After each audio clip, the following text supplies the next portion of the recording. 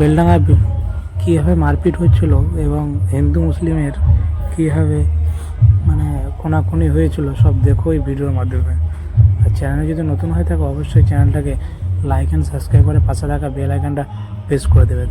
তো পুরো দেখো ভিডিওটা আর এনজয় করো।